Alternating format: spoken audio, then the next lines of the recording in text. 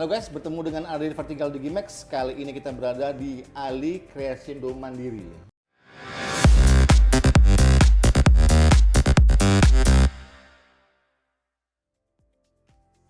Nah, Pak Ali, Ya, Crescendo Mandiri di mana sih tempatnya? di Jalan Limuraya, Cinere, Depok. Oh, di Depok. Iya, Jakarta juga masih ya? pinggiran Jakarta. Pinggiran Jakarta. Perbatasan lah. Betul, tapi usahanya kota ya. Semuanya dapat. Oke. Teman-teman, langsung ke pertanyaan khusus soalnya di acara kita ini. Pak Ali, kira-kira untuk tahun 2025, itu kira-kira Ali Crescendo Mandiri ini mau buat apa sih kira-kira? 2025 kita tetap seperti yang sama tahun-tahun sebelumnya. Untuk produk-produk masih sama, cuman yang membedakan sekarang itu kita tuh lebih merapikan lagi dari sisi kualitas, dari sisi kecepatan, dari sisi pelayanan yang tentunya berkaitan dengan SDM. Itu PR yang paling penting yang mungkin nggak bisa dibeli dengan uang. Oke. Nah, itu dari sisi SDM tentunya pelayanan kita harus lebih dimaksimalkan lagi, terutama dalam barang-barang plakat yang ready stock. Kita nggak beli kosong, makanya kalau ada kebutuhan 100-200 2 hari kita udah siap sekarang. Terus dengan mesin-mesin tentunya kita hampir udah 95% full, 95 lah full udah mesin semua. Oh, Iya, jadi semuanya serba operator kita. oke. Ya, tentunya kalau udah dijangkau dengan mesin, hasilnya nggak kaleng-kaleng lagi. Ya, mulai dari bentuknya, presisinya, beningnya, akan sesuai dengan apa yang ada di komputer itu. Oke. Mulai kecepatannya juga. Oke. Jadi udah nggak ada istilahnya itu gosok, gerinda, udah nggak ada. Oke. Ya, Berarti untuk tingkat kesalahan produk jarang ya udah sekarang? kecil kemungkinan. Oke. Ya. Nah, kira-kira gini Pak Ali, pembelajaran di tahun 2024 itu yang pasti yang baik-baiknya diambil untuk tahun 2025. Gitu. Nah, kira-kira kita mau pengen tahu lah ya untuk yang kesalahan-kesalahan kecil yang di 2024 apa kira-kira? Kesalahan banyak kita tuh sebenarnya paling banyak di SDM. Itu. Karena itu kalau bisa dibilang itu kekuatan dari dalam kita. Bukan teknik. Kalau teknik semua orang bisa, apalagi punya uang, gitu loh. Cara bikin, cara mendiriin PT, beli mesin, apalagi ada uang semua orang bisa. Tapi kekuatan dalam diri kita ini yang susah, terutama dalam hal mengatur SDM. Oke. Tuh, Memang bisa dibilang kalau sebuah perusahaan itu memang SDM utama nih ya? SDM paling utama. Sehebat apapun mesin kamu, kalau SDM-nya nggak punya integritas yang tinggi, waduh, repot mas. Oke. Ya. Nah, kira-kira dalam mendidik SDM nih supaya si perusahaan ini maju, teman-teman mau dengar juga nih tips-tipsnya kira-kira. Ya, mau ini anak-anak berarti gimana? kaitannya dengan tip-tip membuka usaha ya. Oke, betul. UMKM, waduh, ini kelasnya berat nih Pak. Saya sendiri belum tentu bisa semuanya loh ini. Banyak loh diurai, apalagi saya memulai benar-benar dari nol gitu loh. Oke. Ya, ya maaf nih, bukan mau mengguruin ya. Ya mungkin apa yang saya jalanin mungkin saya sampaikan juga hari ini. Kiat-kiat membuka usaha itu pertama mungkin ada 6. 1 mentor. Oke. Ya, kenapa mentor? Itu dari kita tidak tahu menjadi tahu. Ya, dari yang bodoh menjadi pinter. Itu banyak yang harus dipelajari. Dan mentor itu harus orang yang punya circle sama. Kedua juga yang beda pun tidak apa-apa, karena tidak menutup kemungkinan ilmu itu ada di orang lain. Oke. Dan sebaik-baiknya circle, sebaik-baiknya mentor, itu satu apa? Doa orang tua. Itu paling penting. Nah, sehebat apapun, sepintar apapun, kita kalau udah nggak dapat ridho orang tua, dunia akhirat, saya kira, ya Bang Adi lebih tahu lah. Allah tutup tuh pintu salah satu, baru salah satu. Mungkin usaha nggak jalan, mungkin apa, keberkahan hidup, kesehatan, rezekinya, entah apa. Makanya kalau kita flashback balik ke belakang, semua pengusaha yang besar-besar itu, kita lihat tuh, hubungan sama Allah sama orang tuanya kayak apa. Oke. Nah, ternyata kalau kita runut, mereka sama orang tua itu subhanallah. Itu kunci utama. Kalau pintar kita bisa belajar kok. Cari, tapi keberkahan orang tua, minta ridhonya orang tua, ini yang susah kadang-kadang. Ya, kita bisa ngomong, tapi kadang-kadang kita tuh nyakitin orang tua juga. Nah, kedua SDM. Nah ini SDM tentunya itu harus punya integritas yang tinggi, yang menguasai di bidangnya. Entah itu CNC, entah itu bagian edit, operator mesinnya, pengirimannya, itu semua harus punya integritas yang tinggi. Ya, dalam arti ya kejujuran juga tadi, pendidikan juga gitu loh. Ketiga, ikutin tren yang berkembang. Nah, sekarang tren yang berkembang itu apa? Apakah itu jangka pendek, apakah itu jangka panjang, itu penting. Kayak sekarang mungkin yang tren lagi berkembang dari saya amati itu plakat, emang nggak ada matinya. Hampir semua instansi, semua dari perusahaan besar, kecil, pendidikan, keagamaan, apapun sifatnya itu semuanya butuh plakat, Om. Itu trennya naik terus. Semuanya butuh plakat. Kalau dulu itu paling cuma instansi-instansi yang sifatnya acara-acara akhir tahun, bank-bank apa-apa. Sekarang dari tingkat pendidikan SD aja udah ada plakat. Gitu. Dan keempat itu ikut komunitas. Saya bilang kan, kalau kata Nabi banyakin silaturahmi. Nah, itu yang terpenting. Ya kita ikut komunitas apa? Kalau memang kita punya Pajero ya, punya Pajero, ikutan kemana? Selama itu positif, nggak apa-apa. Nah, ya. Kelima juga jangan lupa terus belajar. Kalau ibarat botol kita tuh kosongkan separuh, kita harus banyak belajar. Karena banyak ilmu di luar yang harus kita gali. Walaupun itu lebih tua, walaupun itu lebih muda, walaupun itu bidangnya beda sama kita. Itu yang terpenting.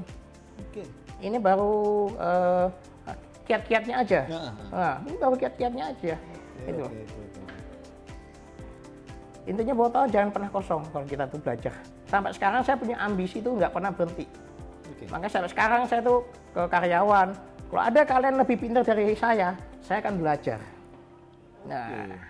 Saya akan belajar. Kalau kalian punya ide-ide, kalian masukin ke saya. Gitu. Kita coba di lapangan, apakah bisa begini-gini. Terutama dalam hal mesin-mesin. Bahkan saya belajar ke karyawan juga sampai sekarang. Makanya sampai sekarang saya tuh botol nggak pernah penuh. Ya, sampai sekarang saya belajar terus. Terutama dalam besarin usaha ini. Paling susah emang di SDM.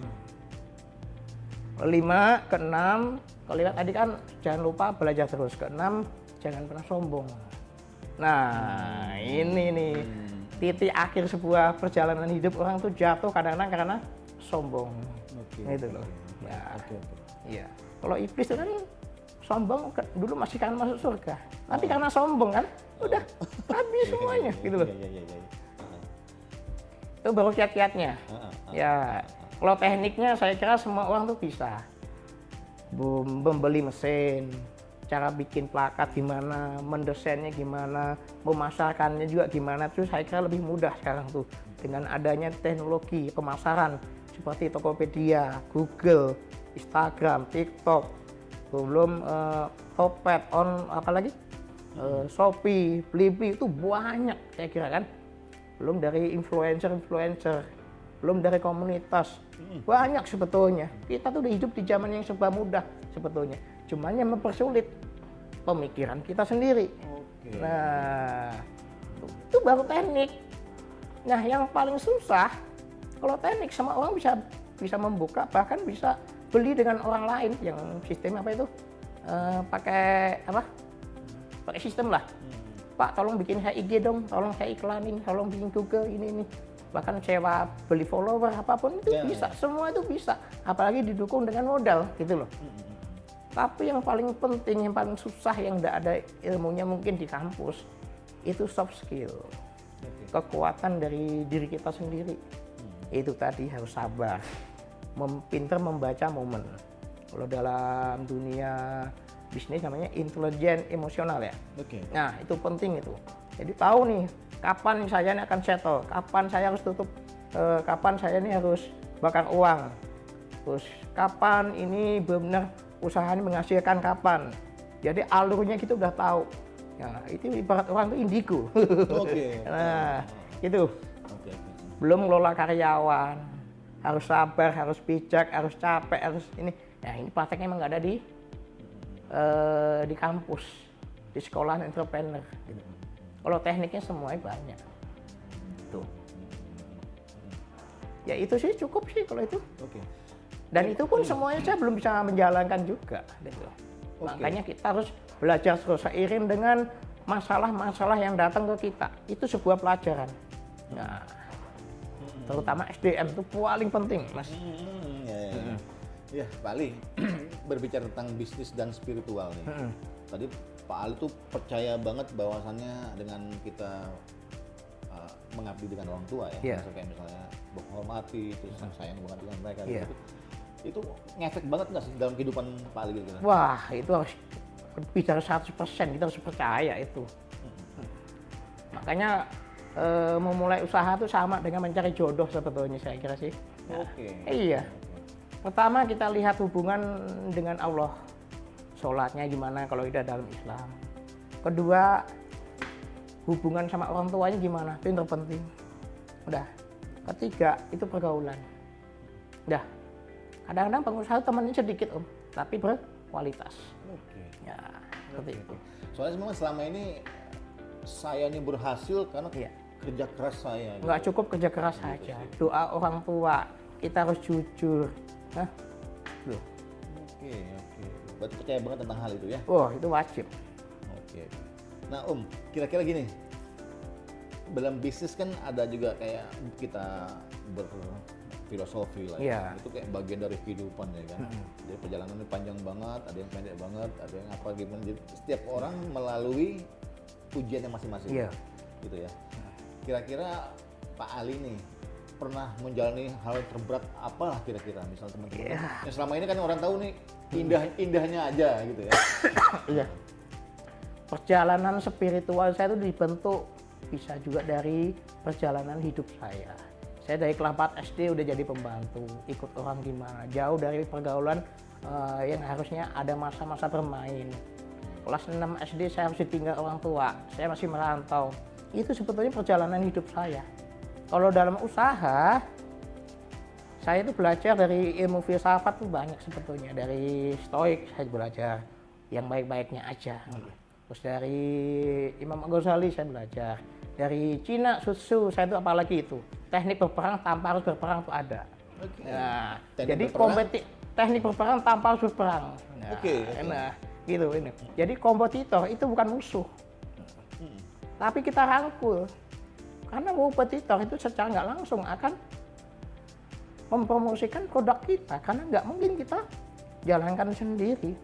Artinya sebuah produk lu dengan adanya kompetitor, berarti produk kita tuh laku di pasaran. Coba, ya kan? Nah, tinggal gimana kita mau perangnya kayak apa. Ya, mau gerutak-gerutuk, mau langsung deder, mau silent tapi ada hasil gimana. Makanya kalau saya belajar dari filosofinya tuh seperti menanam bambu. Dari 2010 sampai 2016 saya silent. Saya bangun pasar itu yang orang lain nggak tahu. Saya tukang gerinda, tukang ini, acung, disuruh ini. Tapi di belakang saya membaca pasar. Nah, yang orang lain nggak tahu. Jadi diem tapi bekerja. Jangan banyak bicara tapi nggak kerja. Gitu. Nah, gitu. 4 tahun saya membangun itu. Jatuh bangun. Ibarat bambu, filosofi bambu itu akan tumbuh tunas membangun akar-akarnya berapa tahun? Bisa 3 tahun, 4 tahun. Ya kan? Akar. Tapi sekali tumbuh tunas, hitungan 1 hari 1 malam bisa semeter, bener nggak? Nah, sama seperti saya. Ketika semua jaringan udah siap, saya main, akhirnya ilmu saya pelajari, saya keluarin semua. Saya pasar ketika udah ramai, saya main di teknologi. Saya benahin semua SDM saya. Jadi levelnya berbeda lagi. Kita mainnya di bisnis. Nah, jadi kompetitor kita rangkul. Kalau kamu mau ikut sama saya, ya produk saya harus sama. Minimal. Kalau nggak bisa, ya mending kita bagi-bagi aja. Kamu jual berapa, session. Udah. Jadi kompetitor tuh nggak harus dimatikan. Tapi dibina, bukan dibinasakan. Itu. Dan bambu itu kalau udah numbuh semalam, tunasnya itu bisa sampai 2 meter. Tahu-tahu numbuh, bambu itu. Kadang samping juga numbuh anaknya. Gitu. Itu mau kita matiin dengan air panas, mau kita bakar, itu akarnya masih kuat. Ya kan? Bahkan bercabang-cabang mereka. Tuh, bambu. Susah, itu filosofinya bambu. Bertahun-tahun dia membangun jaringan, membangun akar. Tunas sekali numbuh. Bahkan kalau udah numbuh, kalau udah besar, mereka dipotong, ditanam, tumbuh. Makanya dari akar sama potongan itu beda. Kalau potongan kena angin, ambruk. Oke. Nah, beda dengan akar yang tunas tadi. Tuh. Oke. Ya. Oke, mantap. Nih Pak Ali, Ya. berasa nggak sih Pak Ali untuk mengembangkan bisnis ini itu terlalu singkat banget untuk sampai sekarang yang tahu-tahu udah jadi Ali yang sekarang ini gitu? Iya. Berasa nggak sih? Kalau saya sekarang ngerasain itu nggak berasa, seperti masih singkat aja sih. Perjalanan kurang lebih dari 2010 akhir tahun, dari 2011 ya sampai sekarang, berarti kan 14 tahun jatuhnya. Nggak ada, merasa nggak ada, ini semua halangan tuh saya jalanin aja karena saya menjalannya dengan ikhlas. Sesuatu yang jalan dengan ikhlas, insya Allah nggak ada beban kok. Nggak ada beban. Waktu itu kan soal waktu aja, udah. Gitu. Tapi percaya banget ya, nanti aku pada satu saat nanti aku pasti bisa gitu ya. Percaya ya? Angan-angan boleh, cuman kita lebih banyak tuh apa? Belajar. Udah. Kalau kita udah belajar dan kita angan-angan agak nggak terlalu tinggi juga, cuman ada tinggi, cuman lebih banyak doa kok, belajar ke orang tua kita, hablu biru walidaini gimana. Insya Allah kalau dalam ilmu agama Islam tuh, kalau kita minta lebih dari yang kita minta, kadang-kadang kita jatuhnya sombong. Tapi kalau kita berdoa, kita berusaha dan tidak muluk-muluk, kadang-kadang Allah tuh lebih dari yang kita minta. Seperti saya ini, saya tuh melihat saya itu Allah lebih dari yang saya minta. Cuman angan-angan dulu ada, cuman lebih banyak belajar, kita banyak doa juga. Pondasinya itu orang tua, kita banyak ibadah, jangan lupa sama Allah. Kedua juga jujur, jangan lupa. Jujur sama pintar beda. Nah, kalau pintar belum tentu selamat, tapi kalau jujur udah pasti selamat. Mantap. Makanya kan kalau dalam unek-unek tuh ada tuh, orang goblok tuh kalah sama orang pintar. Orang pintar tuh kalah sama orang cerdas. Orang cerdas tuh kalah sama orang jenius. Kadang orang jenius itu masih kalah sama bejo. Nah, tapi bejo itu mau menenan gitu loh. Nah, orang jenius itu membaca. 5 tahun lagi yang akan rame apa? Nah, itu. Ya. Oke. Oh, Pak Ali, ini di konsep tahun 2025, kira-kira teman-teman juga mau tahu lah, itu strategi Ali Kreasi Hidup Mandiri. Itu mau ngapain sih tahun 2025? Target kita sih tidak banyak banget. Sebetulnya kita bisa menjangkau seluruh Indonesia. Kalau sekarang mungkin baru 70% ya. 70%. Kenapa saya seluruh Indonesia? Karena saya fokus 99% itu ke reseller. Dan saya nggak main di corporate, itu enaknya banget deh. Jadi secara langsung tadi ilmu yang saya jabarkan itu membuka usaha UMKM. Iya, per kabupaten kita tuh ada. Apalagi tentunya kalau kita udah seluruh Indonesia, apa sih yang kita siapkan? Pelayanan, SDM, kualitas, kecepatan, gitu. Ya sekarang ya, alhamdulillah kita pabrik udah ada. Pabrik udah ada. Itu pun saya sekolah lagi. Kita konsultasi, cari konsultan. Gitu. Apa sih yang diperlukan? Karena hidup tuh nggak akan mengajarkan untuk berhenti belajar. Belajar terus. Gitu. Dah. Bukannya seharusnya saat ini saatnya menikmati gitu. Belajar sudahlah selesai. Oh, nggak bisa. Rata-rata orang setur karena nggak mau kerja. Terus kita belajar. Belajar terus kita. Oke. Nah, Wali, kira-kira nanti menjelang tahun-tahun berikutnya akan ada penambahan produk terus ya? Produk akan inovasi terus sesuai dengan permintaan pasar dan sesuai dengan perkembangan teknologi. Itu yang penting. Makanya kan mau nggak mau, ikut nggak ikut, harus mau, harus ikut, kita ikutin zaman. Iya, bukan zaman harus ngikutin kita, salah. Nah, makanya kadang-kadang ada unek-unek, plakat harganya jualnya murah. Iya, murahnya di mana? sesuatu barang kreatif itu masih dapat 70%, 50%, 100%. Ya, tergantung gimana kamu mau jualan. Kalau mindset orang tuh jualan dah, lihat orang jualan murah, mental udah down, udah itu kalah dengan psikologi. Kamu kerja aja belum, udah kalah sama psikologi, gitu loh. Emang plakat sekarang agak turun, tapi kuantiti itu bertambah, gitu loh. Oke. Nah, dan dijangkau dengan mesin-mesin. Saya kira nggak ada kok dunia kreatif itu yang harganya murah, nggak ada, masih mahal. Oke. Nah kira-kira kalau yang orang banting-banting harga, itu menurut Pak Ali itu fungsinya untuk apa ya? Untuk tetap mereka tetap eksis kah? Atau memang takut dibantai orang, makanya kenapa mereka harus banting harga? Atau gimana tuh kira-kira? Orang kalau udah jualan murah ya mentalnya murahan. Jujur aja.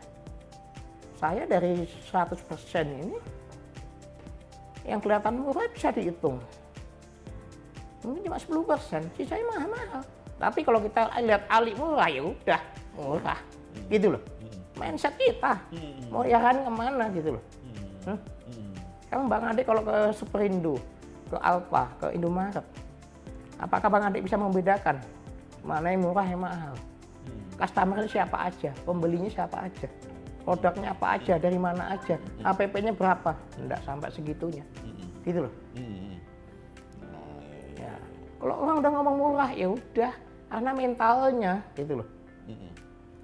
Banyak kok pemain-pemain branding yang bilang orang tuh murah ya, karena nggak menguasai bisnis, gitu loh. Logikanya mereka sewa ruko, bayar karyawan, bayar cicilan mesin, masih dapat kok 30-20% bersih. Artinya masih dapat dong 50%. Nah, itu. Soalnya begini, mereka memikirkan bahwasannya jalan pintasnya adalah banting harga, itu paling mudah. Hal yang paling mudah dilakuin untuk ngambil areanya orang kah, atau mengambil pasarnya orang kah, dengan menggrabkan, dimurahkan. Itu biasa teritori wilayah aja, wilayah. Dan wilayah emang wilayah, selain wilayah area ya wilayah pemikiran mereka gitu. Saya jual murah juga ada, jual mahal juga ada, gitu loh. Berarti memang dibagi-bagi ya pasarnya ya, antara murah dan mahal gitu ya? Enggak juga. Enggak juga. Kapan, di mana, tingkat kesulitan kepada siapa? Intinya situ aja. Kapan? Kalau saya butuh plakat ini buat besok 100 piece.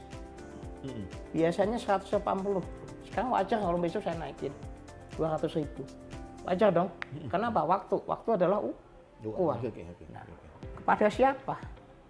Kalau yang belinya orang bule, beda sama kampus, beda sama wilayah tertentu, gitu loh. Bisa aja murah, gitu. Oke. Nah, jadi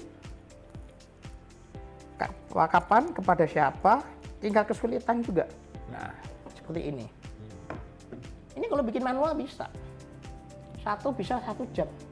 Hasilnya udah pasti nggak sebagus ini. Gitu loh. Tapi ketika konsumen bawa barang saya, atau dari tempat lain dengan mesin yang sama, dia akan mikir, ya, Pak, hasilnya kayak gini masa mau kasih murah, buru-buru lagi, barangnya ada lagi, ya kan? Tuh. Oke. Tentunya tingkat kesulitannya beda dengan ini. Nah, ini lebih susah. Kenapa? Ini 3D. Tuh. Oke. Jadi murah enggak tuh kembali ke kita. Kita mau berperang di mana? Pikiran kita. Oke. Ya, kalau perangnya murah ya murah aja. Gitu. Udah. Cuman kan kalau menurut saya juga nih, itu antara kalau udah susah buatnya, sulit lah bagaimana dengan bentuknya apa-apanya dimurahkan misalnya sama dia. Ya, kayaknya udah gak berharga banget ilmunya ya. Ya kan kreatifnya udah kayak murah banget gitu loh. Padahal yang harusnya memang bisa mahal gitu. Kenapa harus dimurahkan gitu. Nah, kira-kira menurut Pak Ali, orang-orang yang menyepelekan tentang kreatif gitu yang harusnya, ini kita ngomong bisnisnya Pak Ali ya. Bisnis kreatif kan tuh harganya abu-abu. Karena tidak ada patokan di situ. Setiap orang bisa ngasih masang harga masing-masing. Gitu ya. Nah, untuk mereka yang banting-banting harga, menurut Pak Ali berarti udah di tingkat kecemasan mereka, udahlah aku selalu kalah dengan Ali, salah satu yang bisa mengalahkan Ali adalah membanting harga. Tapi Pak Ali sendiri ngomong bahwasannya kok teman-teman itu harus dirangkul, kolaborasi kah? Iya. Atau apa? Kira-kira bagaimana nih? Kayak menusuk dari belakang tuh kira-kira orang itu. Enggak juga. Di Surabaya itu banyak mas pemain painting plakat itu. Yang produknya itu mirip persis dengan saya ketika masih manual. Mereka bisa jual lebih murah, bisa juga lebih mahal dari saya. Ini kan kita cuma mau belajar apa enggaknya. You kalau mau lebih bagus lagi, ya belajar lagi. Ini loh mesinnya, ini loh ini. Toh semuanya mesin kalau kita beli juga, belum tentu kita tuh bisa jalanin juga. Ya. Karena tingkat pengerjaan orang-orang itu, kedewasaan orang juga, ini beda-beda. Oke. Iya. Oke, Pak Ali, dulunya saya juga masih penasaran ini. Kok bisa belajar buat begini ya, gitu loh. Yang saya sendiri kepikiran, Dek, kira-kira lu bisa buat kayak gini. Itu nggak mungkin lah buat bisa kayak gini, apa Iya. gimana. Nah, dulunya belajar gimana sih dulunya? Dulu saya tuh di Blok M, Om. Waktu itu tahun pertama, kedua, saya masih kecimpung di dunia grill itu di souvenir. Gantungan kunci. Awalnya ya? Gantungan kunci, ya maaf ya, kalau gantungan kunci, kalau selama masih manual tuh hasilnya marginnya sangat tipis. Sablon masih manual, pengeliman masih manual. Belum bikin filmnya, belum motongnya, belum gerindanya, belum molesnya. Udah habis di tenaga. Jadi kita tuh bisnis, pikiran kita tuh jeli, membaca pasar keuntungan. Nah, kalau setahun udah nggak menghasilkan apa balik modal, ya kita harus beda haluan, ambil haluan jalan pintas. Apa sih yang saya ini lagi? Ya. Akhirnya saya nyari itu produk kristal. Ya, produk kristalnya bagus-bagus. Mana yang bisa saya jiplak? Waktu itu ada 3 macam. Kok ternyata harganya bagus. Ini buka-bukaan aja ya. Harga mau HPP-nya 45.000, zaman dulu saya jual 180. Yang dulu. Iya, berarti masih keuntungan berapa tuh? 200% lebih kan? Kalau gantungan kunci paling dapat 30%. Udah itu lama lagi. Nah, makanya kalau bisnis itu ambil sebanyak mungkin. Kecepatannya kayak apa gitu loh. Udah. Jangan stay di satu tempat aja. Harus punya gebrakan. Gitu. Termasuk teknologi, produk-produk, pelayanan semuanya. Tapi kalau cuma eksis aja udah. Nah, gitu. Nah, Pak Ali, untuk sampai hari ini itu ada berapa SDM kah di tempat Pak Ali atau berapa mesin sekarang ini? Untuk karyawan yang ada di sini itu kurang lebih kayaknya ada 45. Hanya untuk di ini ya? Ya, di workshop sini, Oh, pusat sini. Oke. Terus? Yang di luar kayak nggak ngitung, ya lupa. Oke. Udah terlalu Karena banyak ada banget ya? bagian fiber, bagian box, bagian kayu. Yang mereka emang saya buka ini usaha sendiri kecuali di gudang. Itu kita ada mesin sendiri, itu ada 20 orangan. Kita udah pecah produksi jadi. Karena sini nggak muat. Oke, berarti Kalau dihitung karyawan tetap semua bisa 100 lebih. oke. Tapi kan nggak mungkin semua saya handle kan. Oke. Berarti Jadi satu orang divisi umpamanya box, oke. punya karyawan 5, 10, mereka tinggal setoran. Modal awal saya kasih. Itu. Oh gitu. Berarti divisi-divisi ini dibuat Dibuat, ya. bantu Pak Ali. Iya, jadi saya nggak perlu kontrol quality saya di sini. Kalau barang kamu jelek ya saya balikin. Udah, Tapi mereka ini di bawah Pak Ali langsung. bawah saya semua. Secara nggak langsung ini membuka usaha, peluang usaha Oke, mereka. betul. Iya. Betul. Tapi mereka nggak menyortir untuk orang lain nggak ya? Hanya untuk Untuk saya aja. Gitu. Kalau nanti mau keluar buka sendiri ya nggak masalah gitu. Oke, berarti memang diberdayakan beberapa divisi ini untuk Iya. yang menyokong Pak Ali. Banyak anak buah di sini yang buka sendiri, Pak. Iya. Oke. Banyak yang keluar saya buka sendiri, saya kasih modal, saya gini. Nah, Pak Ali, perkara tentang itu, kira-kira gini, ilmu yang sudah ditularkan, terus modal yang sudah dikerahkan, tahu-tahu dia menyerang Pak Ali sendiri, itu kira-kira gimana? Gimana? Benar? Modal yang udah dikeluarin, ya kan? Ilmu yang udah ditaruhin, kamu tak pinterin, tak modalin, bantuin saya, divisi tadi dibuat. Ternyata dia pengen keluar, tahu-tahu bangun usaha sendiri untuk menyingkirkan Pak Ali. Menurut Pak Ali Makanya kalau di sini yang terpenting itu pendidikan tuh SDM karakter. Tuh. Oke Pak Ali, untuk Ya. pertanyaan ada 2 terakhir nih. Untuk saat ini yang saya tanyakan adalah ini nih. Yang selama ini kan biasanya penggarapannya ada di Akrilik, akrilik. ya. Kan? Nah kalau yang ini gimana nih kira-kira nih? Oke, saya perjelas lagi ya, mungkin lebih ringkas nih. Sebetulnya segmen kita tuh ada satu pertama plakat akrilik kosongan. Itu buat teman-teman yang udah punya mesin cetak UV. Mereknya mau apapun terserah. Kita nggak mau membedakan. Jadi mereka tinggal cetak. Di sini kita katalog tuh ada hampir 100 macam, 100 model. Oke. Nah, itu memudahkan pemain printing. Kedua, kita udah ada yang sekalian cetak buat pemain printing yang belum Punya mesin. punya mesin. Nah, itu kita cetakin dengan harga juga reseller. Kedua, ketiga ada yang custom. Modelnya juga akrilik terserah, mungkin karena permintaan dari korporatnya. Keempat, kita pakai fiber. Ada yang kosongan juga, tinggal cetak di platnya sini nanti kita kasih. Nah, kelima kita pakai yang timah juga ada. Itu kebanyakan custom di perusahaan. Tentu ini harganya lebih premium lagi karena tingkat kesulitannya juga. Setelah akrilik, fiber, timah. Nah, kok bisa lari ke timah kira-kira nih? Ya, Gimana?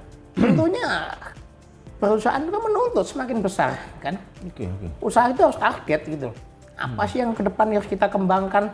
Jangan cuma ini aja lah gitu loh. Oke, Pak Ali, untuk selama ini kan yang saya tahu nih, itu yang di bawah itu, sama yang di samping, itu semua adalah mesin-mesin untuk Produksi. akrilik dan ini ya. Iya. Kalau yang ini gimana nih produksinya? Ini masih manual. Oke. Masih manual. Ya tetap tadi kita lempar ke bagian divisi tertentu, tinggal terima beres. Oke, ini ada beberapa teman yang menanyakan bahwasannya perbedaan antara akrilik dan fiber ya, itu di mananya sih kira-kira sama-sama Bahannya. Bahannya ya. Oh ini kan lebih bahan ke resin, kimia, cairan. Ini juga cairan, cuman ini udah pabrikasi. Oke, bedanya di situ Oh ya. ini masih manual, tradisional. Ini udah pabrik semua. Kalau ini, makanya aku mungkin Iya, beningnya beda Pak. iya, beningnya beda. Iya. Oke, Pak Ali, kira-kira ini seberapa besar sih pasarnya plakat untuk saat ini? Plakat itu, aduh, sangat besar Mas Adi. Kita lihat dari pemerintah. Pemerintahan kita kementerian dari berapa? Belum anak perusahaan kementerian, belum BUMN, belum pendidikan, belum IO, belum instansi keagamaan, banyak gitu. Kalau dulu itu plakat hanya sebatas kementerian, sekarang tuh udah hampir semuanya pakai plakat. Sudah.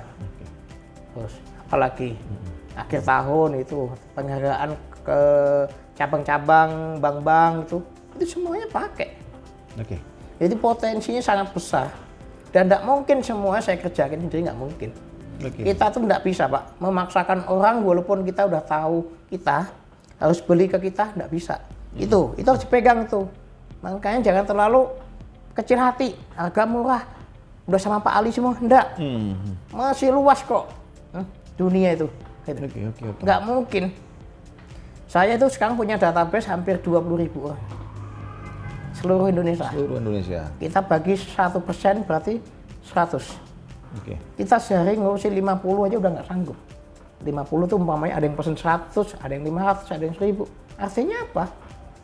Rezeki dengan pemikiran kita, dengan sistem kita, itu satu kesatuan Itu, ibarat gula dengan semut. Gitu. Semakin SDM kita benahin, itu semakin banyak kan datang. Percaya dah.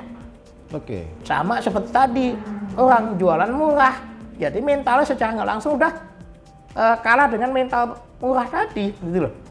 Nah, sekarang Pak Ade bisa nggak membedakan di Indomaret dari sekian banyak produk, dari pembelinya, produknya, HPP-nya, apakah sampai segitunya orang nanya? Enggak kan? Orang butuh aja. Apa sih yang murah di Alfa? Orang nggak akan mengulik juga gitu loh. Ini produknya dari mana, ini enggak. Ibarat kita tuh makan, kebutuhan tuh lebih penting. Mau makan apa besok udah, gitu loh. Jadi kadang-kadang yang membunuh karakter kita untuk nggak berkembang itu mental. Nah, Oke, berarti pembenahannya didasari dari mental dulu. iya mental, iya. Oke. Orang kalau jual yang murah, ya mentalnya murah. Hmm. Dan langganan saya rata-rata itu bukan beli karena murah, bukan. Pertama apa? Pelayanan dan produk. Tuh, yang saya jual. Saya nggak akan jual modal, nggak jual bahan, nggak jual produk. Saya jual pelayanan. Sehebat apapun, sebagus apapun produk kamu, kalau pelayanan yang jelek, habis semuanya. Tuh, Oke. makanya kita benahin sekarang tuh SDM. Kita belajar terus. Tuh. Oke. Produk kita bagus, kemarin kayak begini, Pak, bisa baru 200. Karena 200 manual nggak bisa kan? Oke. Butuh seminggu Pak, bisa. Udah. Karena masih manual ya acak-acakan. Jualnya murah lagi. Ya. Sampai di FEDC rusak. Belum gantinya. Nah, kira-kira mau nggak orang produksi tadi? Belum tentu mau. Gitu. Makanya yang kita tekankan di sini apa? Pelayanan. Saya kira kalau murah itu normatif lah gitu. Oke. Kita jualnya mahal sebetulnya. Oke. Jadi pembeli kacangan akan membeli barang yang kacangan juga. Nah, Oke. ya. Pembeli yang bagus ya kan datang yang bagus juga. Karena pembeli kacangan kira ada masalah datang ke kita itu sering kejadian. Tetap kita tampung. Gitu. Oke. Berarti nggak selamanya produk itu murah akan laku ya? Akan laku enggak? Nggak juga ya? Ya, karena di atas kertas bisnis itu bicara apa? Uang tuh bicara pasti. Gaji karyawan nggak bisa maju, nggak bisa mundur. Oke. Kita bayar supplier tetap wajib. Pendapatan harus dapat target. Nggak dapat target kita tekor. Nah, gitu loh. Pernah nggak dulu di tahun-tahun belakang kemarin pernah sampai tekor gitu? Pernah sih nggak sih? Kira-kira? Tekor belum pernah kita tuh. Kalau di awal-awal merintis iya. Tuh. Tapi ya kita sesuaikan dengan kemampuan kita.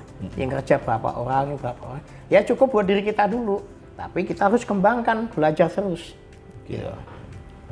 Oke. Pak Ali, katanya kan Indonesia ini terlalu besar. Mungkin dari 100% tadi berapa? 70 apa 60 tuh? Iya. Yang bisa masih terjangkau, yang lainnya mungkin masih luas masih banget. nggak karuan ya. Iya. Terpikir nggak kira-kira untuk import Belum. ekspor lah ya, ekspor ke luar Ekspor sana. udah, ada beberapa negara itu yang ngambil langsung ke kita. Jadi mereka kirim sendiri. Mungkin di sini ada saudaranya apa nggak tahu. Tuh, dari Malaysia, Singapura, Brunei itu ada.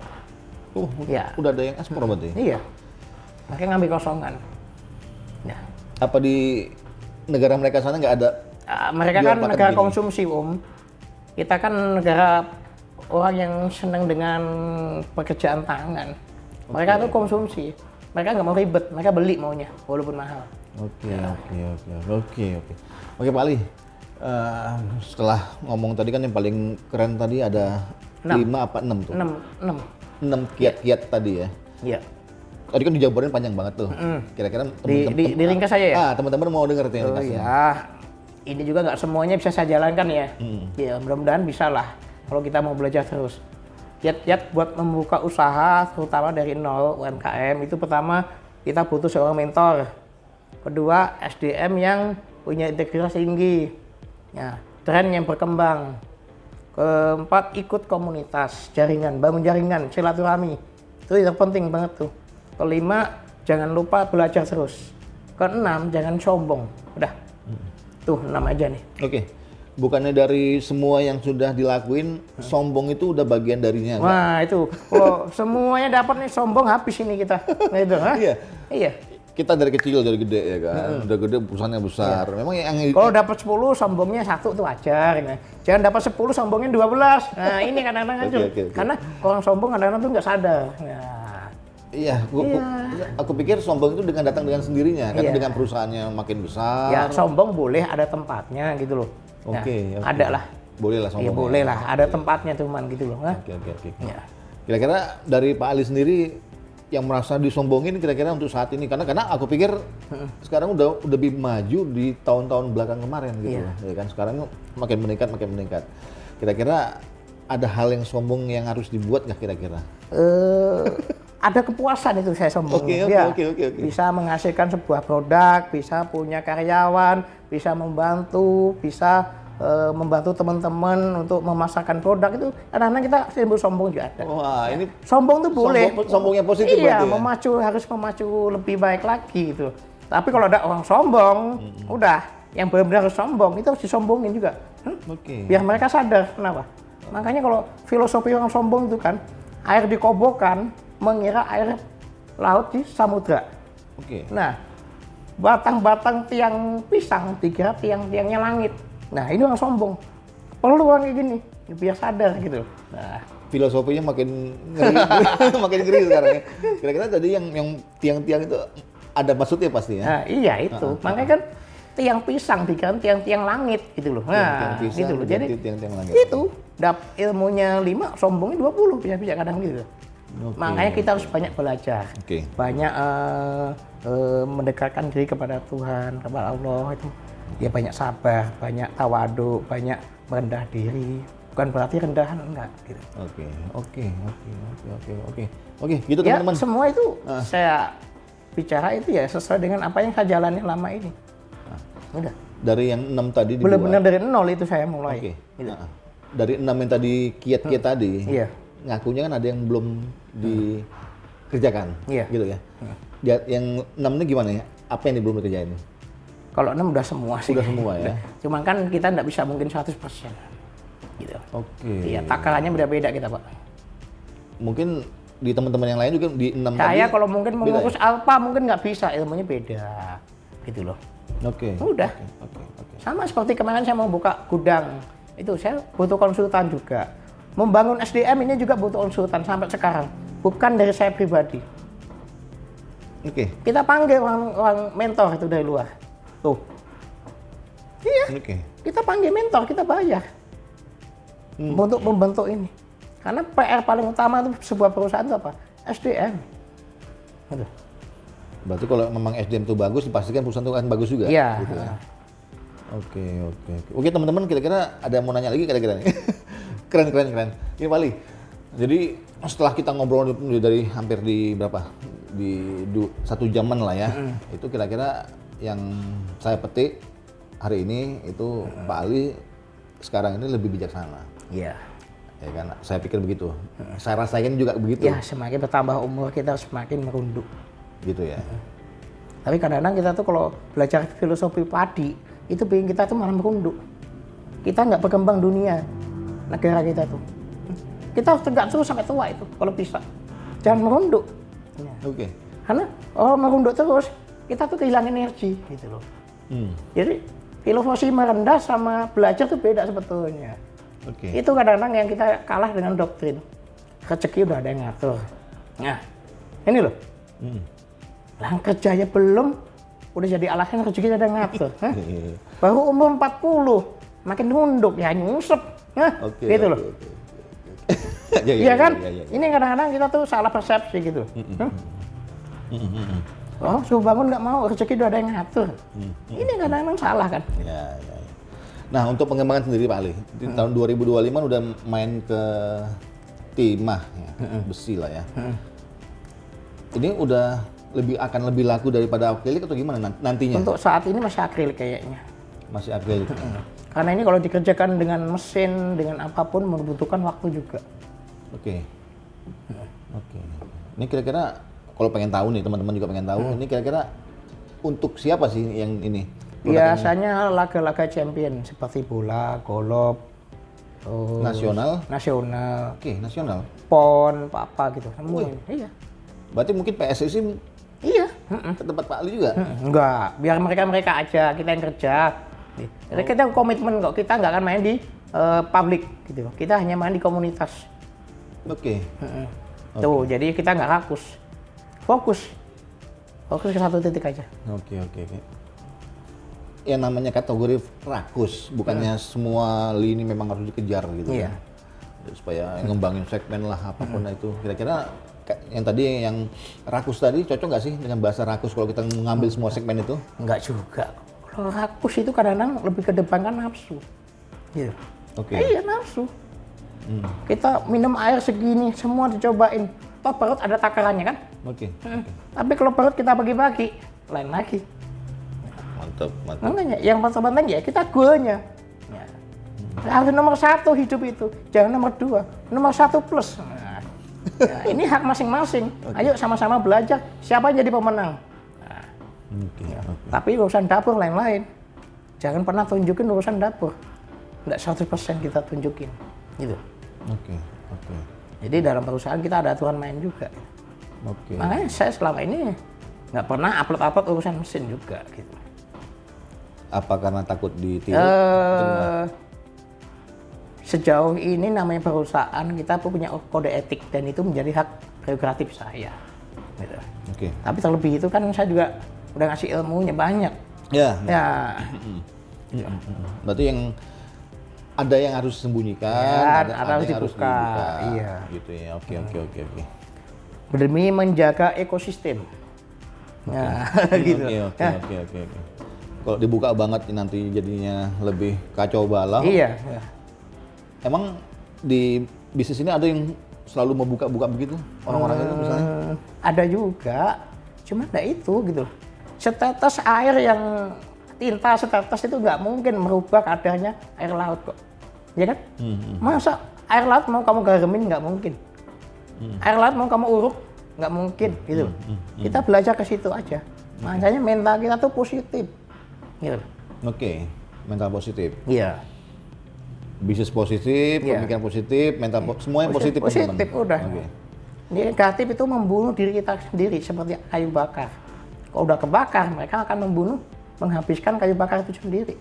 Urusin fokus diri kita sendiri. Pengembangannya gimana? Makanya kita banyak ikut komunitas, permesinan. Ini besok kita mau ke Cina juga. Terus lihat industri kreatif di luar-luar itu apa sih yang akan berkembang? Banyak kayu-kayu juga gitu.